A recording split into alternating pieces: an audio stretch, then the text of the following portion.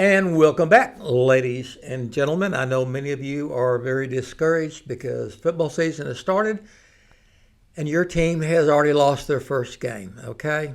Life goes on. We're going to talk about, just a few minutes here, we're going to talk about real estate as a career.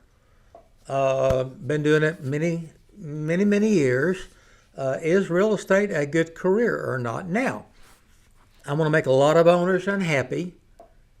But I say you can do it full-time as a career or part-time. I used to be invited around the country to speak to agents on how to generate business. I'm blessed now to talk to owners on a model of their company. And I was talking to a group, Nashville or Dallas, of owners, and I was asked, do I take part-time people? And I turned it around. I said, those of you who take only full-time agents, raise your hand up. And 70% of them did. And I understand the commitment and the importance of having people that know what they're doing. But then I said, those that raise your hand up,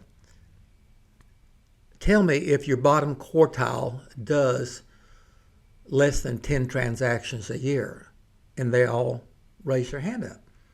And so I said, so you're telling me you're okay with a full-time person doing 4 or 5 deals a year, but you don't like my part-time person that does 30 or 40 deals a year. My thing is honesty. Can I trust you? Quality.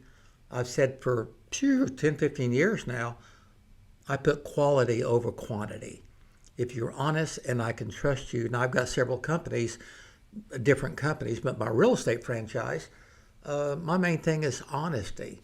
And I've got some amazing part-time people that fit this in their lifestyle. As long as they're honest and everything, I'm fine with it. So I think you can do it part-time for income or full-time. Now let's first start off with the bad things.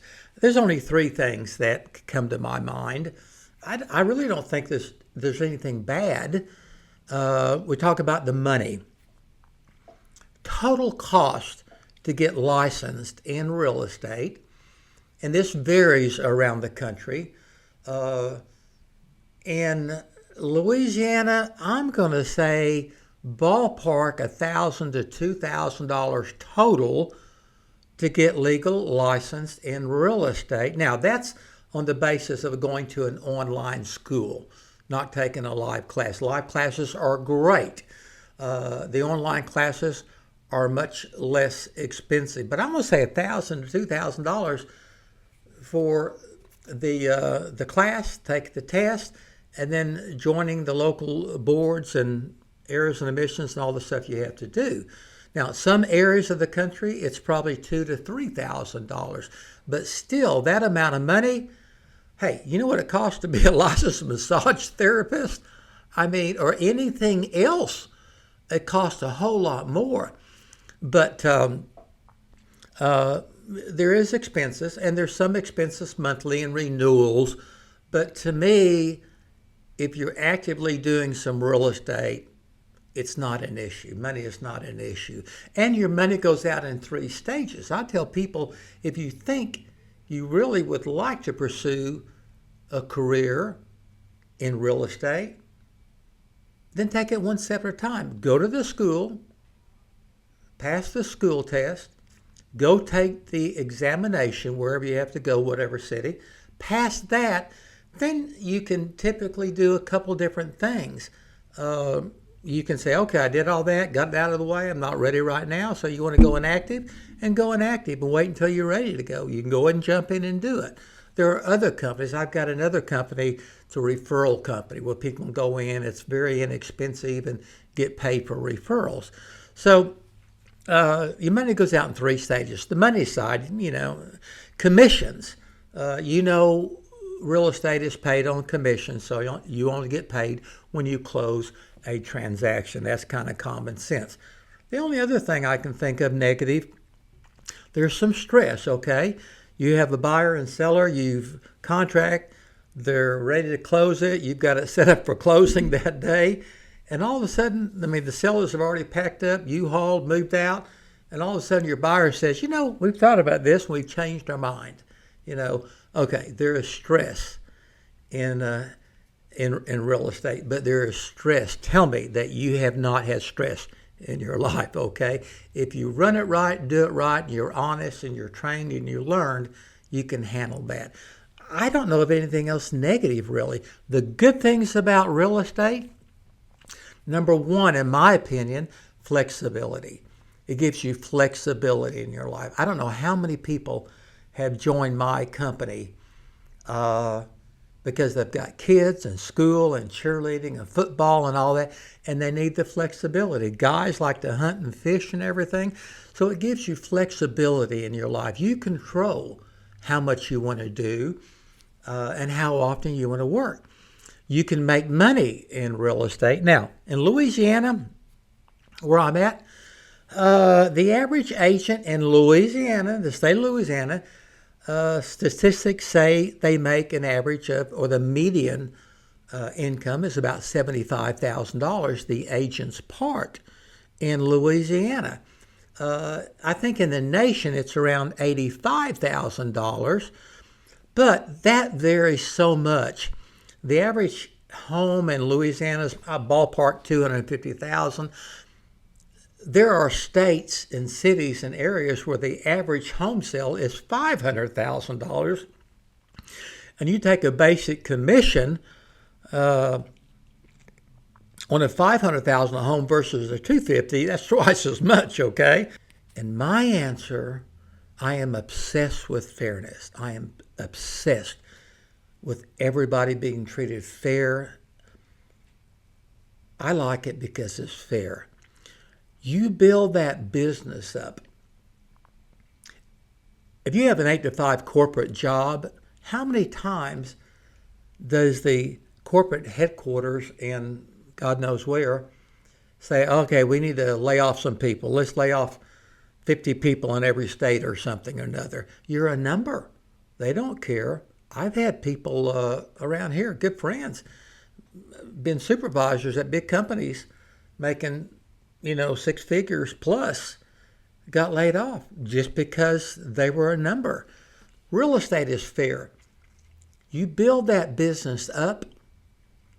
Now, the company you're with, we like to think our company, our training, our support, our reputation has helped build that business for people. But you build that business up. Other owners will disagree, but I say, that's your business. You own that business. If you decide to open up your own company or you move to another company, those buyers and sellers stay with you. They know you. So you build that up. You can't be laid off. You can be fired, but you go somewhere else and you take those buyers and those sellers with you. If somebody leaves my company, I say take your active listings with you, close out your pendings. Let's be happy, okay? Move on. I like it because it's fair. Another reason I think is the ability to help people, the passion to help people. I can tell you story after story after story where people were crying at closing. I was the number one agent in our market for years, number 3 in Oklahoma City. And the times that I went to closing and people cried because they got a house and it was their dream. Now, you got a corporate deal where the people are CPAs or a banker or they're whatever. It's business, okay? But the ability to help people, to take care of people. I went to a church some time ago for a certain event, and a couple came to me and said, you don't remember me, but 100 years ago, you got us in a house when nobody else could do it. And I looked at them. I said, what's the name? I said, it was a VA loan, wasn't it? They said, yes.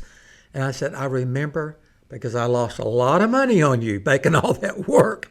But they just hugged me and thanked me for getting me the passion. And let's be honest, 90%, in my opinion, I think statistically, 90% of all millionaires, I think I said this on my last podcast, 90% of all millionaires did it through real estate. Maybe not just real estate, but real estate had a very big part of them becoming millionaires. So going into real estate and learn the bad thing. You jump into it, you do it, and you decide, now you want a full-time job. You have learned real estate. You have learned the ability to invest in real estate. You may end up flipping homes. You may end up renting. You may end up doing a lot of different things in real estate, but real estate is where the money is. So to me, there's no really downside. Now, you don't want to go into real estate full-time if you're a single mother or father supporting 2 or 3 kids. You need a job. You need a steady job until you get going. I tell people, come in, get started, get going, take it slow and easy. Then when you see you're ready, then quit that job and do it. So there's a lot of good things in real estate. Now, what company should you join?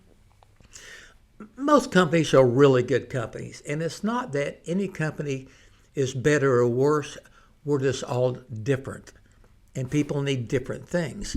The National Association of Realtors survey recently showed 3 things that a person looks for in a company, an agent looks for in a company. They certainly look for the commission percent. Historically, that was 50%. Decades and decades ago, it was 50%. It probably runs from 50 to 80% now. But there's pluses and minuses. Commissions, expenses, what does that company charge in expenses, and then support. Now, I think the survey shows the number one thing that people look for in a company is support. I value that. I'd like to think if you ask anybody in my company, 120 agents, why they're here, they're going to say support. All of our training is free, everything we do, but I almost resent that because I pay a high commission, low expenses. But if you're going into real estate, interview 2 or 3 companies. Make sure you understand what the commission options are, expenses options are, and what it's going to take to get you trained. I don't want anybody that doesn't go through training and learn the legalities and the ins and outs of real estate. Now, your real estate school, the first step of going through the school, that real estate school is not going to teach you anything about a career in real estate. That real estate school is structured to protect the public. Laws, rules, regulations. We're not lawyers, we're not attorneys. So the real estate company you join has got to teach you the ins and outs of real estate. I'm going to end this with, I was asked once, I don't remember which state it was, I was talking to owners, and I was asked what I thought it took to be successful in real estate. I turned it around and asked the owners, and I got the things that I've heard for decades, and these are good things: personality test, education levels, public relations skills. Those are all good things. I can tell you, this is personally my opinion, to be successful in real estate, and I'm not so sure this is not true in sales and most all employment opportunities. I say you have to have 3 things to be successful in real estate. You have to be honest, you got to have work ethics, and you got to have a passion to help people. You got to want to help people above and beyond that commission. All right? Now, I always do an extra. My extra, you can click on here. A song I wrote some years ago, I think is one of my best songs, was recorded by a very good friend that I value, Lisa Lee Pfeiffer. Great, great singer. Recorded it face to face. God bless you.